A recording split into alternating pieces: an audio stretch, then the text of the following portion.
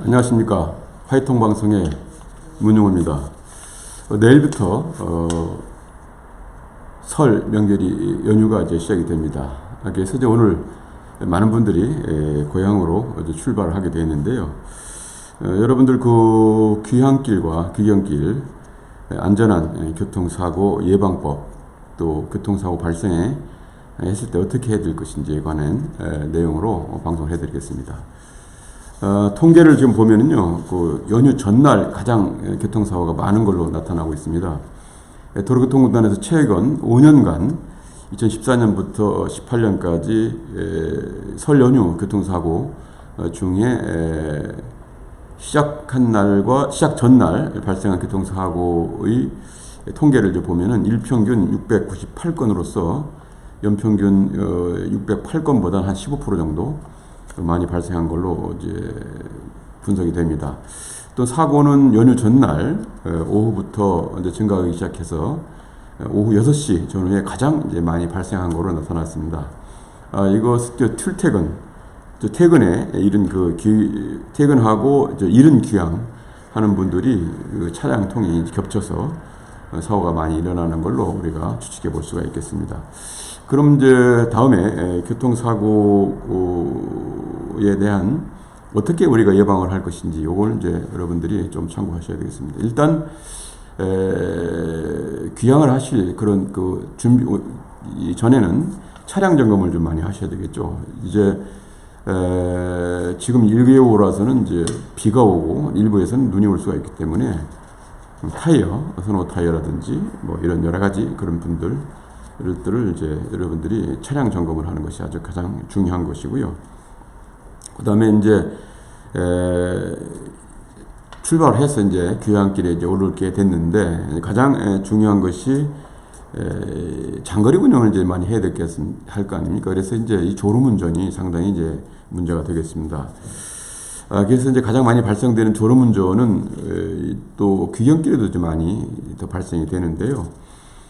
이것은 이제 차량이 침체되다 보니까 굉장히 피로가 겹치고 이러다 보니까 결국은 이 졸음운전이 이제 시작이 되는데 이런 졸음운전으로 인해서 시력이 저하되고 또 이 졸림 현상들이 계속 이제 되기 때문에 신경 자체가 분산이 되기 때문에 교통사고의 가장 큰 원인이 되겠습니다. 특히 고속도로에서 한 2, 3초만 졸아도 한 100m 정도가 바로 주파가 되기 때문에 일단은 그 졸음이 오기 시작하면은 환기를 시켜야 됩니다. 이게 많은 분들이 차 안에 타기 때문에 우리가 호흡 농도, 이 뽑는 이 호흡 이런 것 때문에 일산화탄소가 부족한 현상들이 발생이 되겠습니다. 그래서 자주 환기를 시켜주는 것이 가장 중요하고요.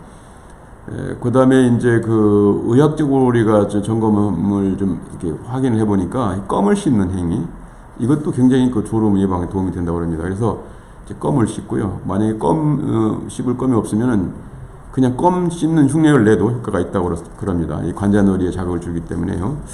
그래서 이제 졸음을 피하려면은 그렇게 임시 방편을 하고 가장 좋은 것은 휴게소라든지 졸음 쉼터에 가서 주무시는 겁니다. 그래서 조금 늦게 가시더라도 충분하게 휴식을 취하고 졸음을 떨친 후에 다시 출발하는 것 꼭 잊지 않으셔야 되겠습니다.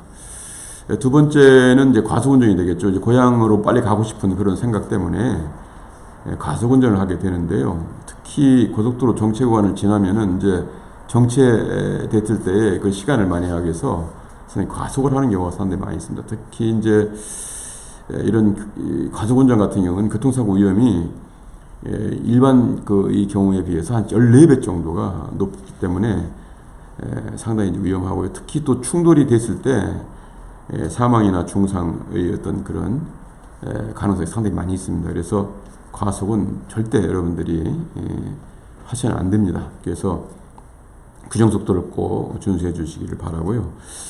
지난해 12월 14일 발생한 상주 영천 고속도로나 올해 1월에 발생한 그 합천 국도상의 사고, 연쇄 충돌 사고 이런 것들이 새벽이나 아침에 눈이 살짝 내렸어요. 1.5mm 정도 내렸는데 그게 이제 날씨가 추워지면서 얼어서 블랙 아이스가 됐겠죠. 그래서 바로 연쇄 충돌이 되는 그런 상황이 많이 됐습니다. 그래서 이 날씨에 관해서 여러분들이 신경을 좀 많이 써주시고요. 또 이제 기온이 떨어지는 그 새벽 시간이나 또 이제 저녁 시간 같은 때 이럴 때는 충분한 안전 거리를 확보해 주시고 또 감속 운전 여러분들이 꼭 신경을 쓰셔야 되겠습니다.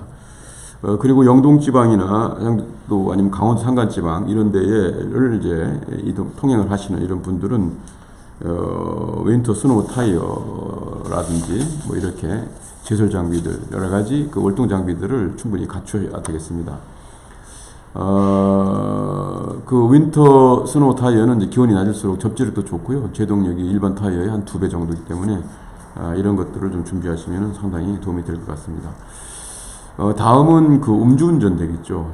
일단은 뭐 갈 때는 뭐 음주운전이 없습니다만 고향에 일단 가면은 이제 뭐 통상 우리가 술 한 잔씩 또 먹고 또 친척들이나 친구들 만나면 그래 되겠죠. 그다음에 또 제사를 지내고 난 뒤에는 음복술도 이제 하게 됐습니다. 그러면은 그렇게 하고 난 상태에서 이제 운전을 하기 때문에 상당히 이게 위험합니다. 2019년 작년 6월 25일부터 그 음주운전 단속 기준이 0.03으로 낮춰졌습니다.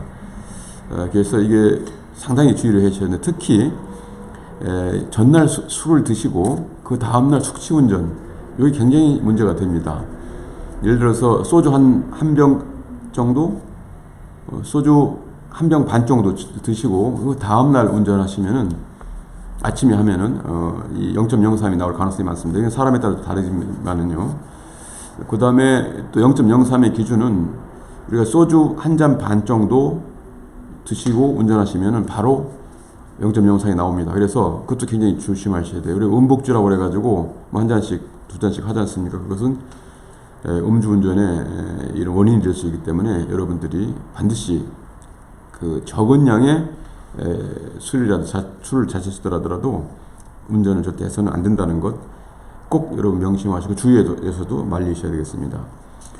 그 다음에 이제 그 통상 우리가 차가 밀리고 이렇게 하다 보면은 그 얌체 운전이 있죠. 그것도 있고 또 급차로 변경 같은 거 이런 경우 많이 있습니다. 이것이 이제 결국은 이 난폭 운전이나 이런 것 때문에 서로 이 시비가 되고 해서 보복 운전이 진행되고 뭐 이런 경우가 상당히 많죠.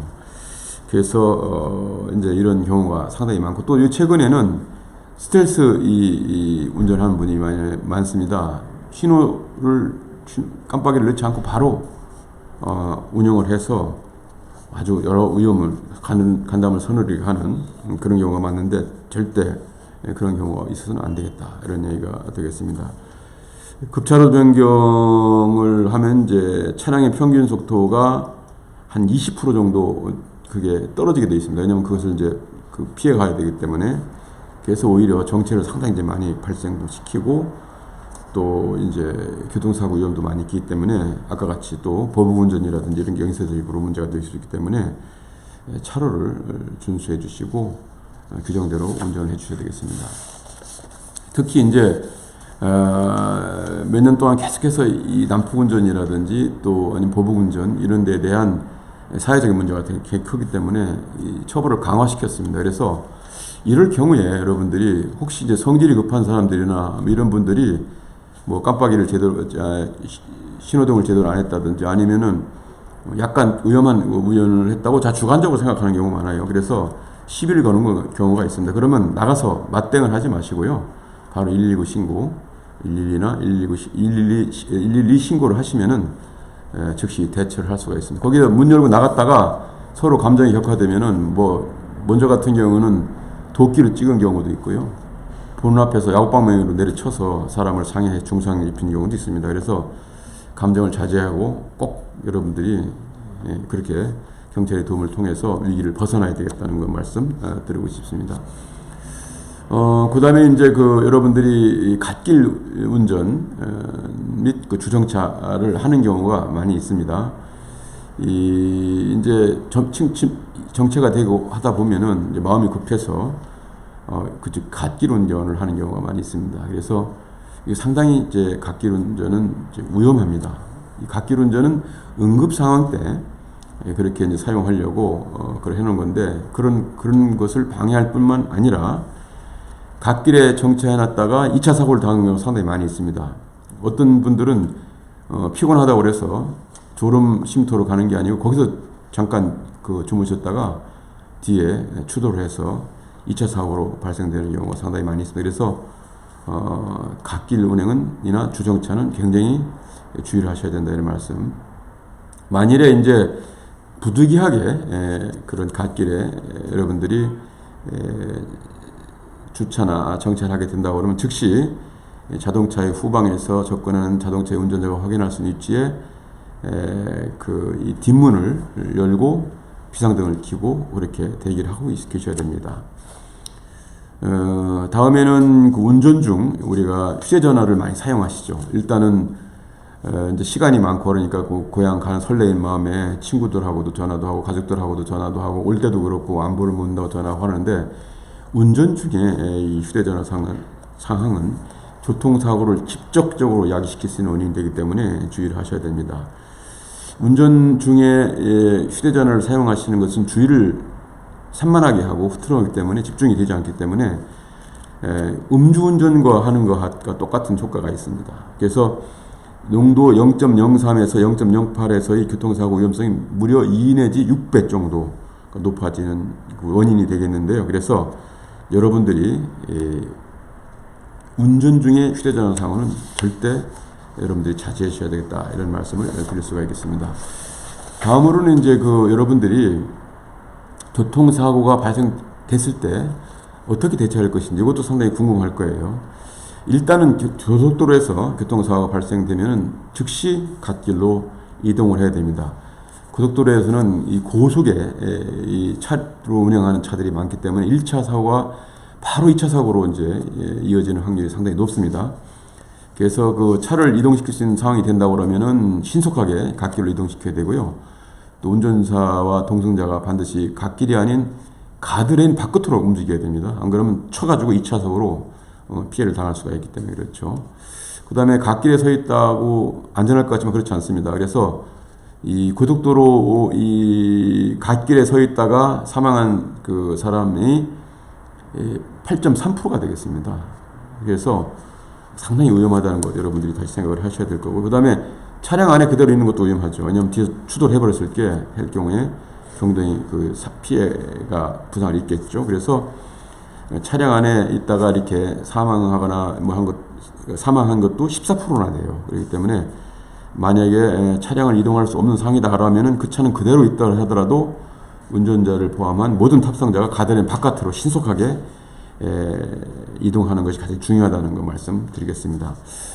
그 다음에 이제 사고가 발생됐을 때 빨리 조치를 해서 내가 이거를 벗어나야 되지 않겠습니까? 그래서 이런 상황을, 사고 상황, 교통사고 상황을, 내든 상황을 알리는데 여러분들이 신경을 써야 되는데, 도로교통법 제66조에는 도덕도로 등에서 고장 등으로 운행할 수 없게 되었을 때 그런 삼각대라든지 이런 고장 자동차의 표지를 설치하도록 이제 규정이 되어 있습니다. 아까 말씀드렸듯이 이제 개정을 했어요, 작년에. 그래서 비상등을 켜고 트렁크를 개방한 상태에서 안전한 곳으로 대피하면 되겠습니다.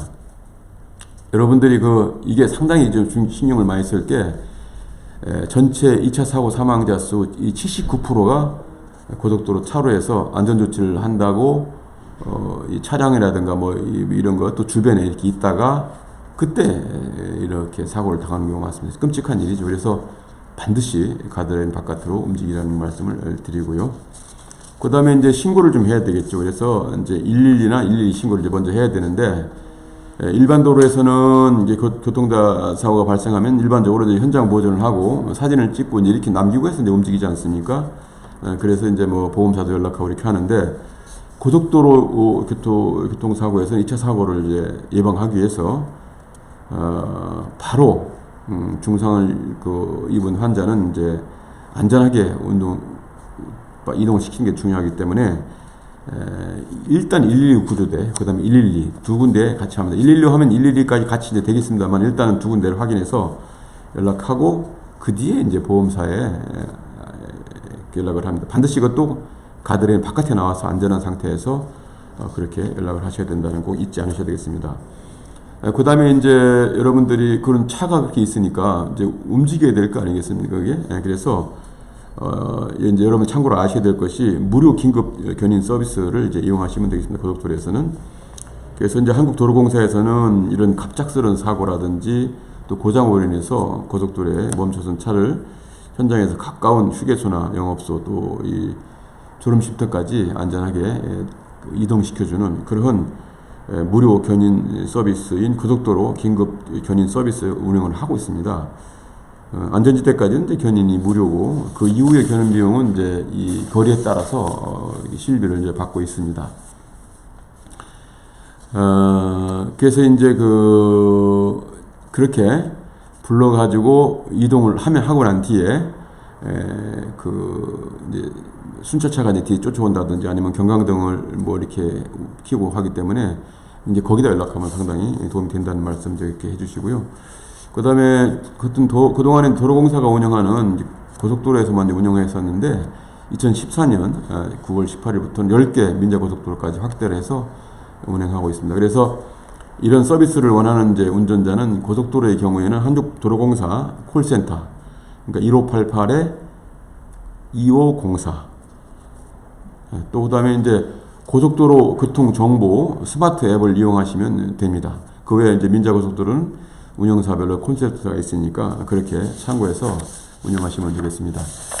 일단 여러분들 이제 직장에서 업무 정리하고 서서히 이제 가족들하고 이렇게 준비를 하시고 이제 저녁이 되든지 아니면 또 이제 지금부터 이제 출발하시는 분들이 계실 겁니다. 지금 말씀드린 이런 사항들 꼭 명심하시고 즐거운 그런 설명절 보내시고 다시 돌아오시면 좋겠습니다.